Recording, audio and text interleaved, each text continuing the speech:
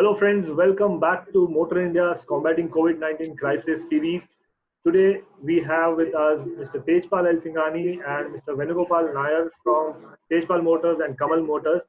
And it is an immense pleasure to have you guys here on our show at Motor India. Thank you for joining. Thank you, Rajesh. Yeah. So, Mr. Tejpal, it's very obvious question and very broad one yet.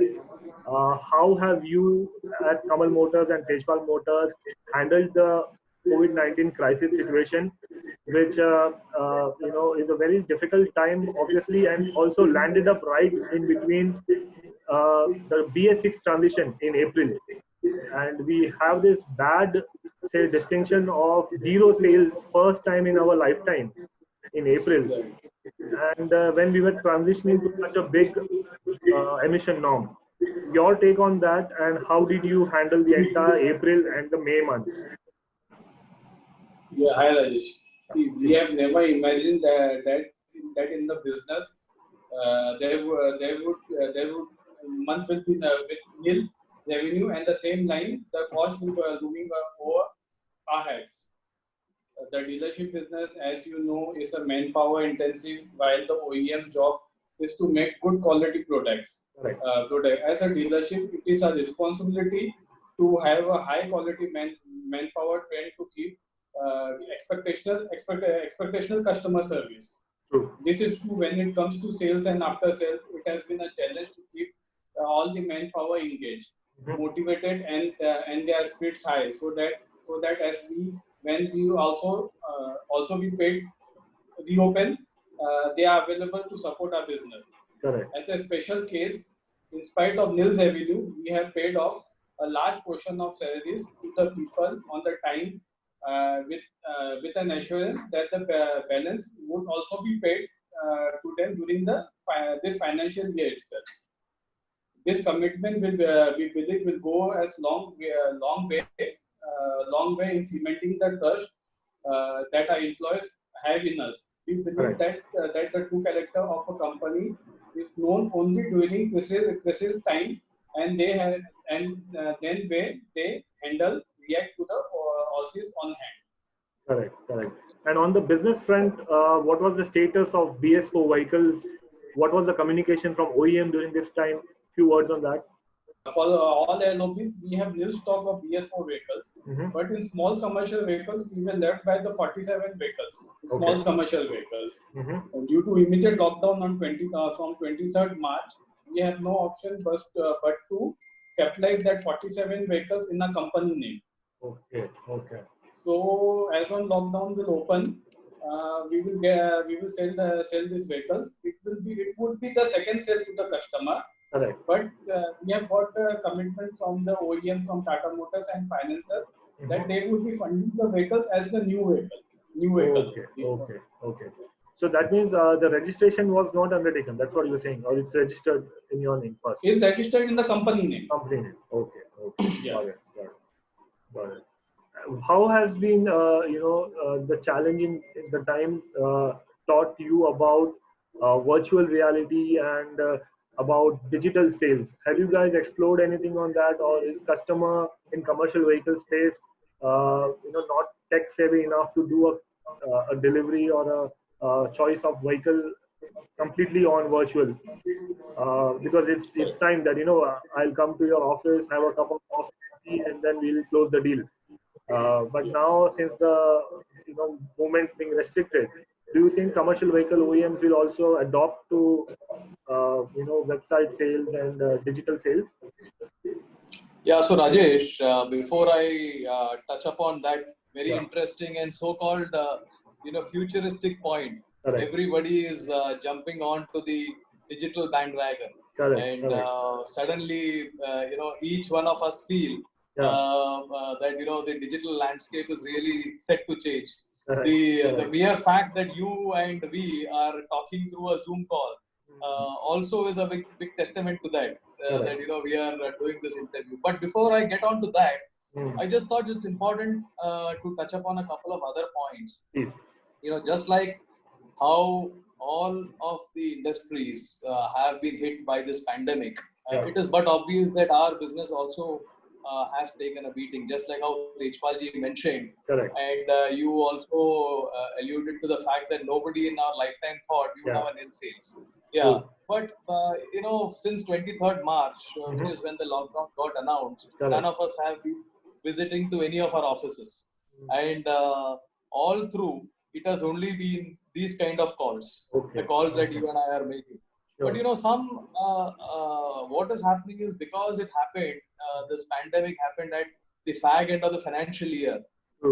Everybody has, taken away all the good things that would have also probably happened in the financial year of the last financial year. I know that, the negatives are the ones that get discussed a lot. But for our dealership, the good thing was that in the last financial year, we sold our ever highest numbers since inception. 10,000 units plus has been our sale. Okay, and that has been something which we've been eyeing for quite some time. And in the financial year 18-19, we got close to it, but we couldn't breach the 10,000 mark. So that is a very big positive for all of us in the CV business. And our contribution towards Tata Motors market share in our region has also been pretty good. And I'm talking specifically to Kamal Motors business over here, because that's our flagship business between Kamal and Tejpal. Kamal Motors is the one which started off first. And that's the reason I thought it's important that I tell you about it. So that's a very big positive. Which segments did this growth actually was more? The small commercial vehicles or the MHCV?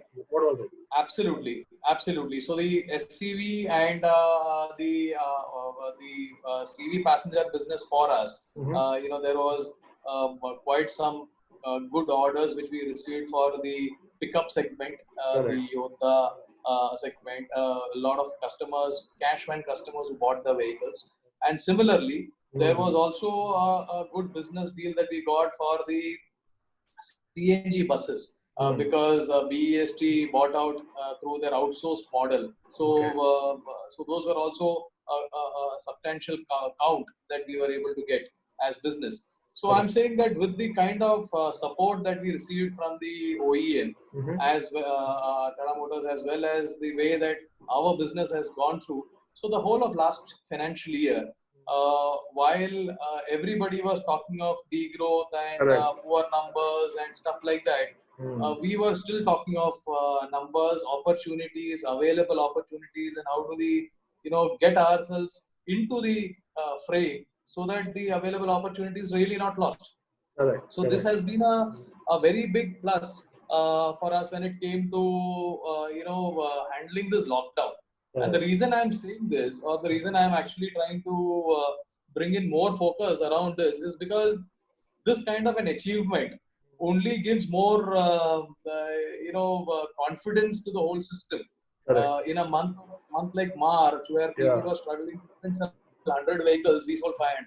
So all of that was, was a very good positive. Yeah, the fact remains that in all of this, there were few BS4 vehicles that were available to us, and we've taken appropriate action on what needs to be done around that. There has been great support that we have received from the OEM, as well as the support from the OEMs with the finance companies to ensure that that is also taken care of.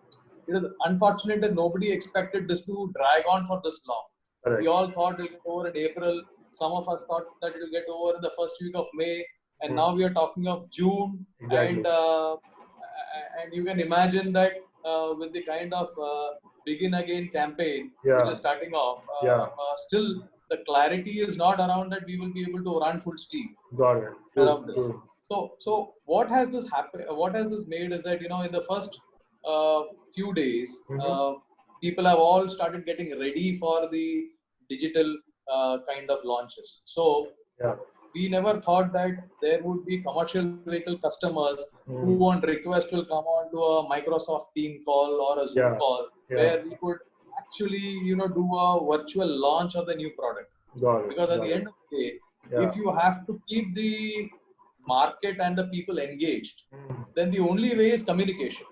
this is the time when you will need to really be very strong on communication.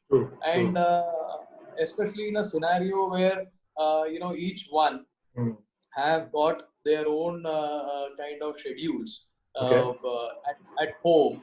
It is very critical that these kind of schedules are very nicely aligned to the manner in which it is going to benefit the business as well. Correct. So I get your whole point that in terms of positivity and in the direction that you moved, you ended up the financial year quite positively and surpassed your own expectations, as you mentioned. Correct. And nobody expected this lockdown to be so long or the prolonged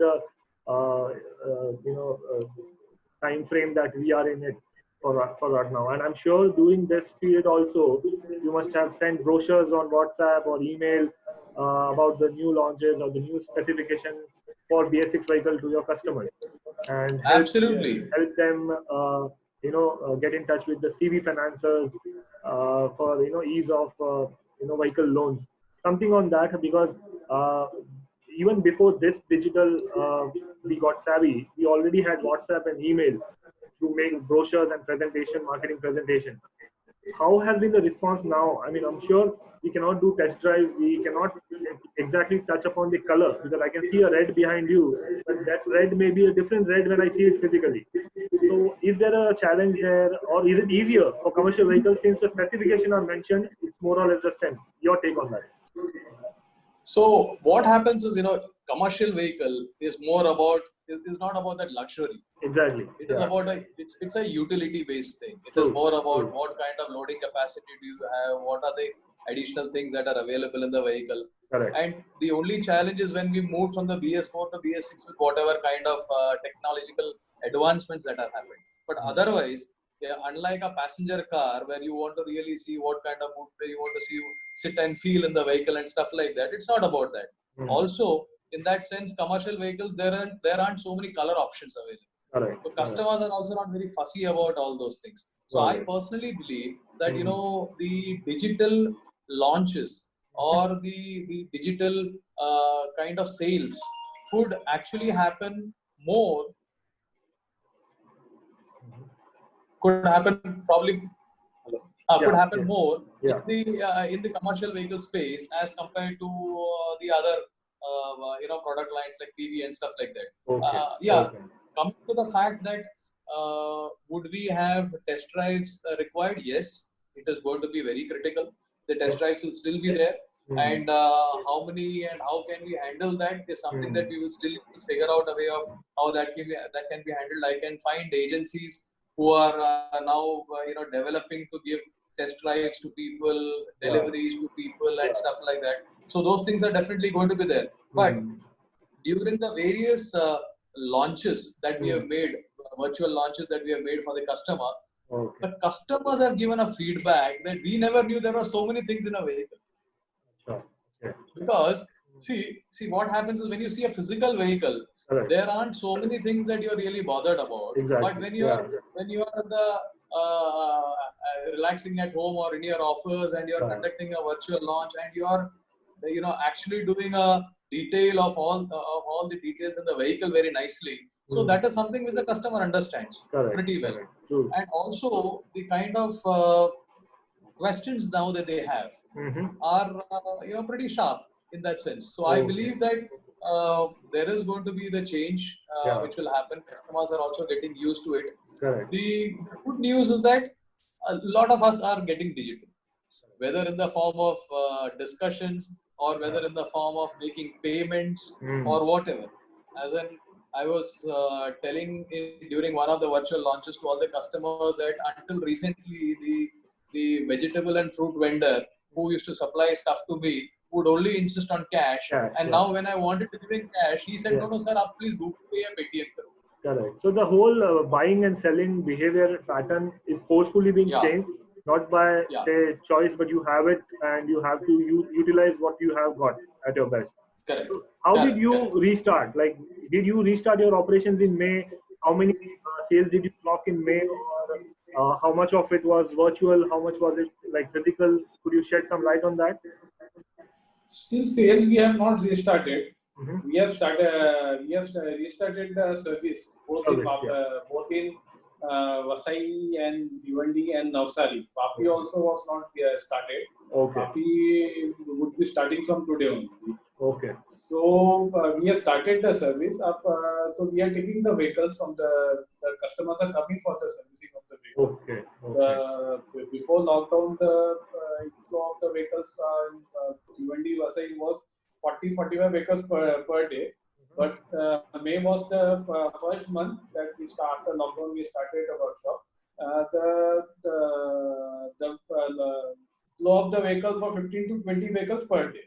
20 vehicles per day. And what about the staff that you have to handle these services? Is it like 33% or less than 33%? 33%. Compulsory. Yeah. We've gone on to that appointment system, Rajesh. Okay. So what we have tried to do is, we have our customer relationship officers, CROs, who call up the customers through and then we give them the kind of dates which are available. So we have our toll-free number on which people will call up, and then based on the availability of staff, we will give them the opportunity to come to the workshop. See, one thing that needs to be understood is that there is a very clear SOP which has been given by Tata Motors, and that needs to be very strictly followed. That SOP is completely in alignment with the MHA guidelines. So there is no way that we can dilute that. What does that effectively mean? It means that when a customer comes to the workshop, thermal screening done of the driver, sanitization of the vehicle done, blah blah blah. Then the vehicle kept in a sanitization bay for about 30 to 45 minutes, and only then the vehicle is taken into the workshop. So all of these are a part of the new SOP that has been given by the TML team, and obviously because of that, the opening up of the workshop with 30% is also allowed. Otherwise, it was only breakdown services which was possible. So this effectively means that the time to repair or the time to complete the work will be slightly more as compared to what it was. Yeah, so the waiting time is longer since people these new guidelines have to be followed. So you have to factor in all the time. Yeah. Correct. So that is very strict, and we don't want to, we believe that at the end of the day, Rajesh, safety of our employees is at the highest. So even when we wanted to open up our workshops, we were very clear in our head around the people who are beyond a certain age band not to be called to the office. People who are not having their own transport not called to the office. People who are staying close by to the workshops are our first preference and stuff like that. So those kind of things are the planning that went into whatever opening that we have done in May. With all those things in mind only, we've opened up the workshop. And as what Tejpal ji was saying, 15 to 20 vehicles a day during this period is also, I think, a good number to handle, at least to keep the ball rolling. And how about the feedback from the CV financing, banks and the vehicle financing segment? A few words on that. How have that be happening? Is it smooth like previously, or do you see some hindrances here, particularly when the BS6 is here and this extended lockdown and the COVID-19? And also, I'm trying to align this with the stimulus package that the government would have announced, and most of the MSMEs would want to take these loans and apply for new vehicles or buy new vehicles. Correct. So what I understand, Rajesh, that during our virtual launches, like how we have virtual launch for the customers, we also conducted virtual launch for the financiers, because at the end of the day, it's very important for their team to know when they are out in the market as to what is the product offering that we have got and how we handle it and stuff like that. So during these discussions, it has come out very clear that obviously the money is not going to be easily available. Okay, there will be various levels of hurdles which will be created, and what I'm trying to say is genuine kind of things which will be there. So the checks and balances will be pretty much more stronger as compared to what it was in the past. And I'm sure that this is a time when they also would like to take all sorts of corrective actions, Correct. aligning themselves to the current so-called normal. So whatever is the scenario, so at the end of the day, in the CV business, over 80% of the vehicles are financed. True. And so which effectively means that unless you do not have a strong financial support, the business may not be really all that strong. But having said that, how are they going to handle the first-time users, FTUs? What are the kind of checks and balances they will put in place for that? And how do they want to handle the fleet owners? And what kind of checks and balances they will put in place for that? So all these things are being discussed and discussed loudly. But as of today, there are few finance companies who have come back to us and said we are happy to get leads, do CIBIL checks, and you can send us the documents through the WhatsApp, or you can mail it to us. We are happy to do that. And a couple of people have also thought about doing virtual FIs and stuff like that. So I'm sure that business also will evolve. This is important also, Venu, because we are nearing monsoon, we are nearing festive seasons, where people would have had ambitions or say plans to buy vehicles, be it tippers, be it the long haul vehicles or the small commercial vehicles. And with everything reopened, or relaxation granted, how do you see the festive season, boosting sales, or what is your prediction with your conversations with your customers and the potential customers? See, today the situation is that everybody is trying to handle things in the manner in which they have it. Okay. So now when you look at a typical case like a Mumbai, so the people who are having their vehicles flying in Mumbai have got an 8-year cap. So which technically means that all vehicles which are beyond 80 years, any which ways, cannot fly in Mumbai. Whether COVID, no COVID, whether cyclone, no cyclone, the story is the same. So that's an opportunity which is available. So we've been connecting with all those customers, and especially when you look at the hub and spoke model. So for Mumbai, the vehicles which kind of cater to the last mile requirements are the ones which will naturally fly inside.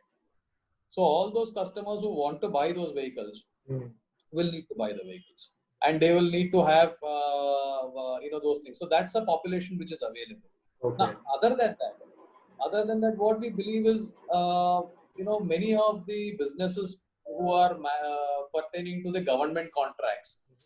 So you have the minister talking about road constructions being speeded up, and talking of people who are saying that the overweight and all those things are not going to be allowed. The axle load increase. So all those things are there. So when you combine all of these, then obviously there is still a large opportunity.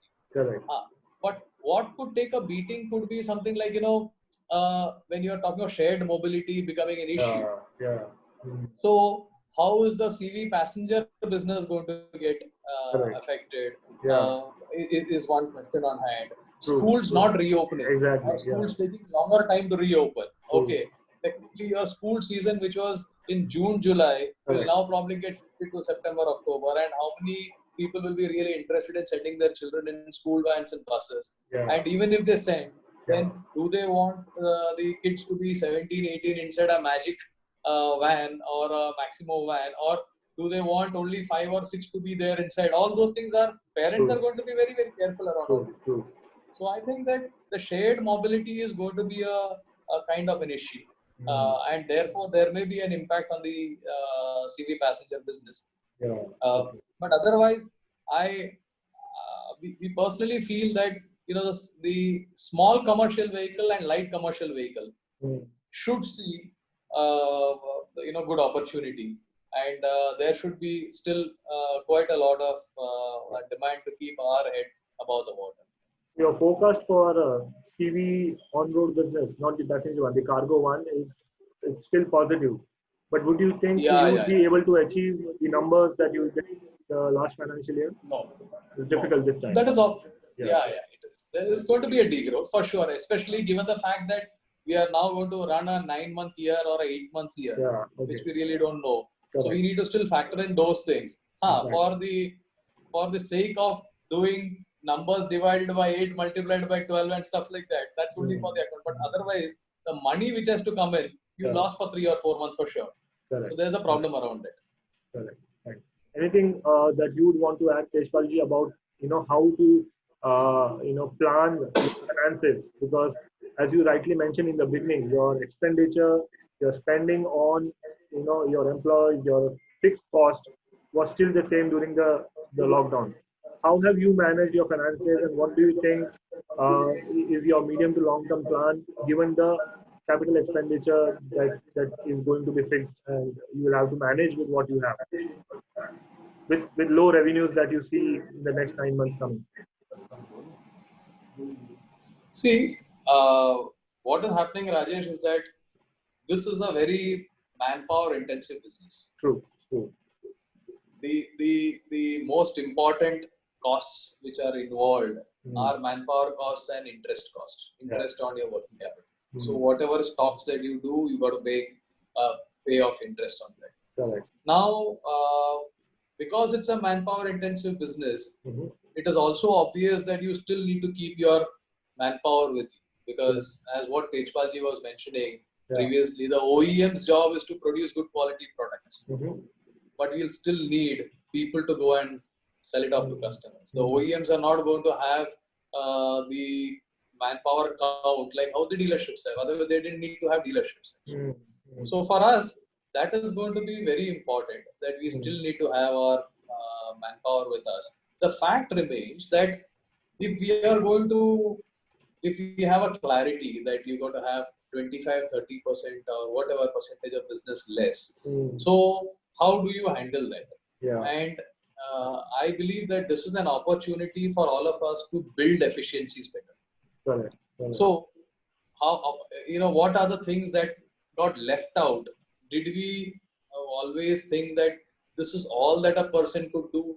Could a person do some more things? Could that so-called multitasking that we've been speaking in India for quite some time really get into action? Could we get people who will really multitask and give the kind of response?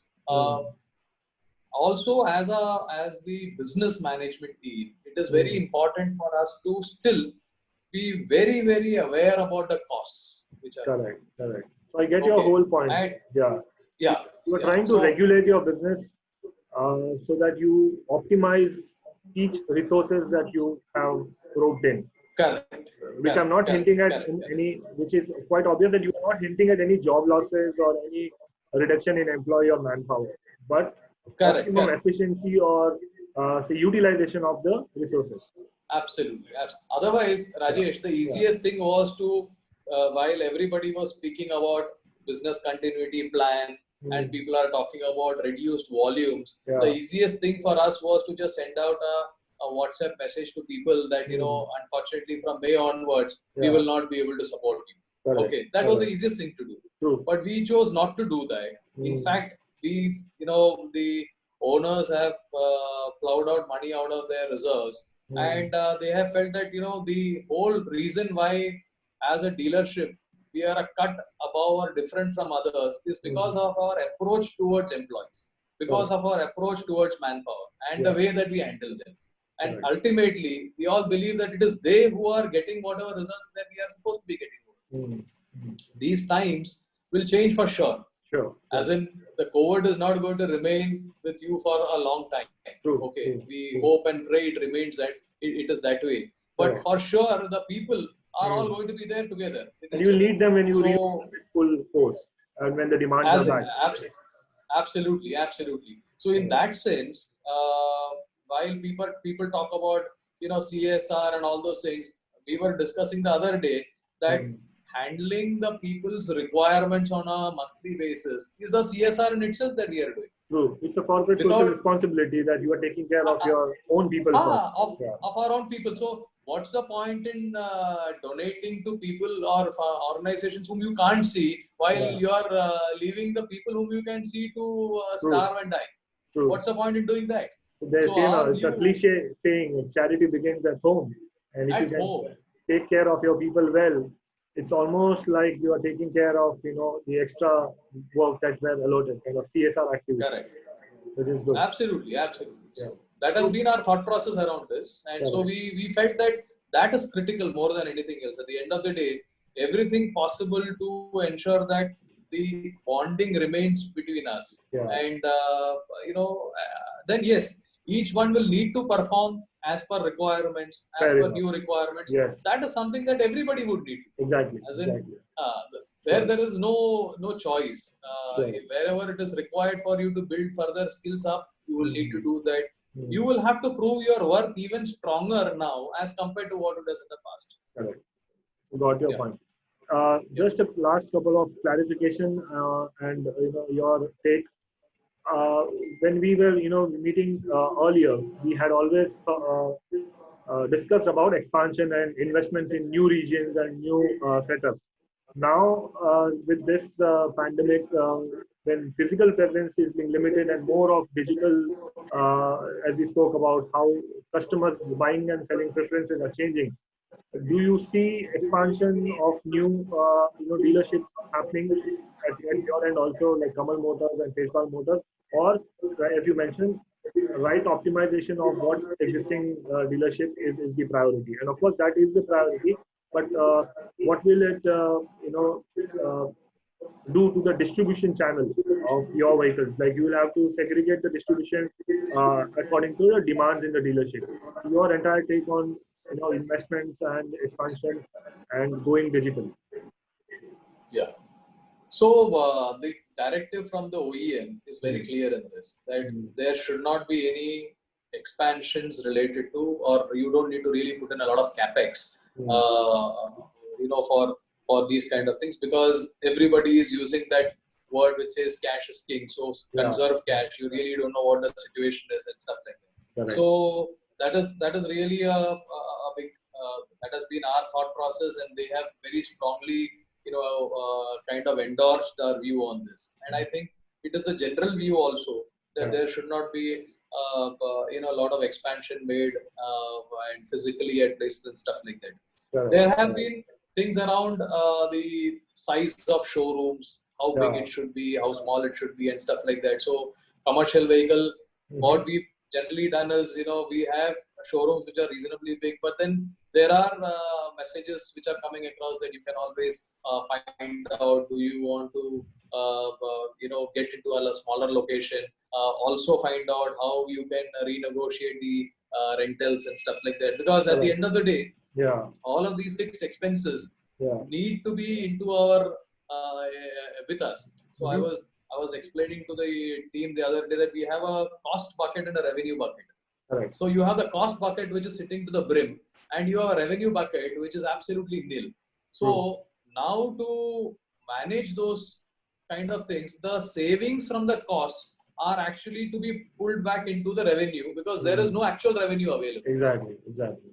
And then you have to create a balance around that as to how do you handle the cost and the revenue.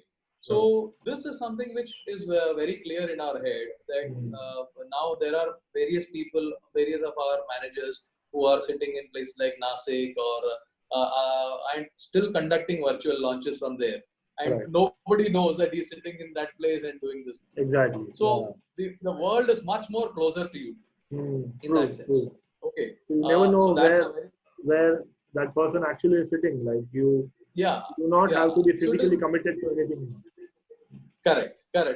So that I think is a very big advantage in that sense. So obviously today the customers have also realized that there are various things that they can get done through such virtual launches or such meetings and stuff like that. The other day we were talking to a customer who said, "Sir, आपको आने की जरूरत नहीं है, मैं आपको Zoom link भेज देता हूँ।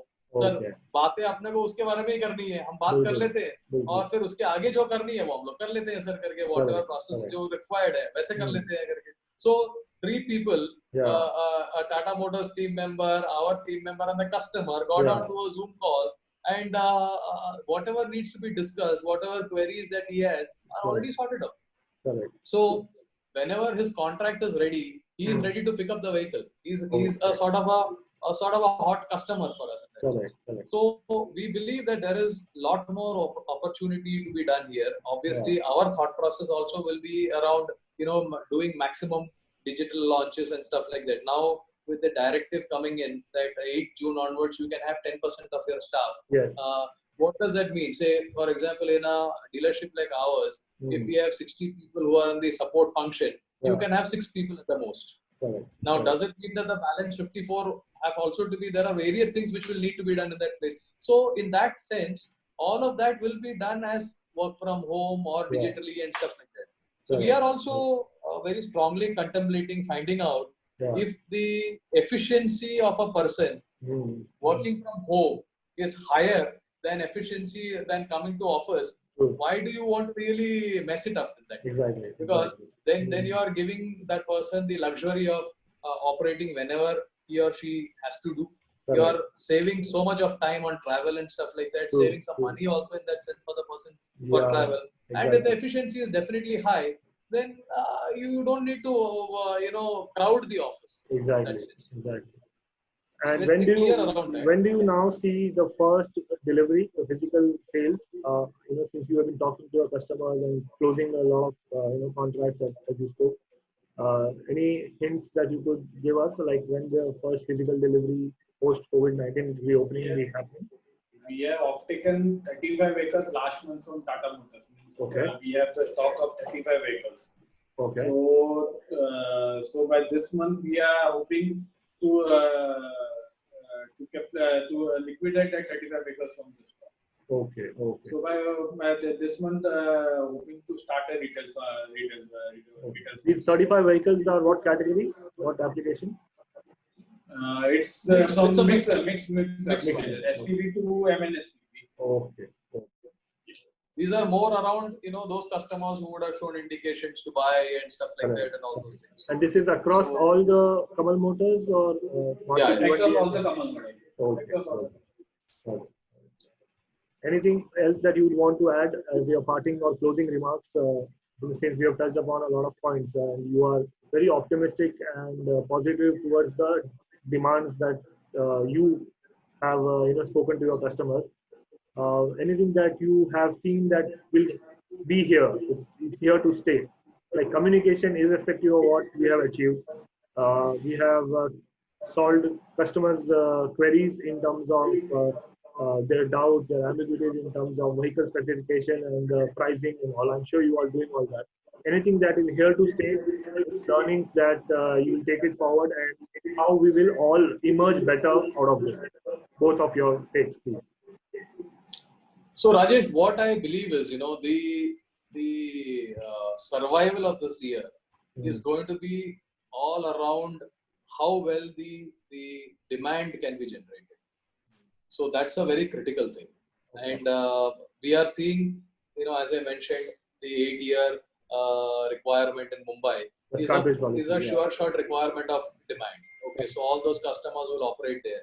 Similarly, when you look at the road construction businesses opening up and requirement of vehicles, there is another way of how the demand could go up. Similarly, for quite some time now, people have been talking about scrappage policy and stuff like that. So if that kicks in, okay, then it is but obvious that even in a 9-month period, we may survive in a much better manner than what we are now, looking at in that sense. Okay. Similarly, if the government can work around doing something on GST, which is also something that people have been continuously discussing. So I feel, if the demand is handled, if the demand is created, then the opportunity to survive, whether it is for the OEM or for us, is going to be extremely high. And so in that sense, the government needs to really work around those kind of triggers which can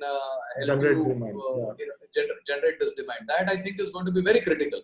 And a couple of things which will not create much of fuss for them is already on the table. So they should really look at it, because at the end of the day, the dealerships are trading houses. So it is very critical to ensure that, those kind of things are available for the trading houses to survive. and and the best way possible is to do this. As nobody wants to conduct job losses or all those things at the end of the day, but as long as you are able to manage and align the costs and revenue, everything works. But beyond a certain point, then it will become very difficult to handle. So I think that is a very critical thing which should be really looked at. Sure. And I think that we should, while in these 60, 70 days, the discipline that has been there in terms of having your daily work management nicely followed and stuff like that, trying everything to ensure that your efficiencies are at the highest. All of these things will need to continue. Probably a pause has been given, a forced pause has been given to all of us to say that, look, these were the things which you could have done, you didn't do it because you were too busy handling a lot of other things. Here's an opportunity for you to revisit and ensure. So under whatever circumstances, however it is, we have to still ensure that these learnings that we have out of this lockdown period is very strongly taken forward for a longer time. Correct. So that Wonderful. I think Wonderful. is very critical. Yeah. Very nicely put up and very nicely summed up. I think with discipline, there was also this observation that I made that people have become flexible. Who were all opposing to work from home now are actually encouraging work from home, are also understanding each other better. That like you also mentioned, what is the problem if the efficiency is higher when he or she is working from home? So really nice that people are empathizing with each other's situation and are more flexible and open to change, which actually was forced upon us this time around. So with that, I will bid a goodbye to both of you, and will wish you all the best in the generating demands and in the plans that you guys have. And we'll connect on the other side when we definitely meet post the lockdown open. Sure. Absolutely. Thank you so much, Rajesh. Yeah, it's been a pleasure as usual speaking with you. Sure. Likewise. Same here. Thank you so much. All the best. Good luck.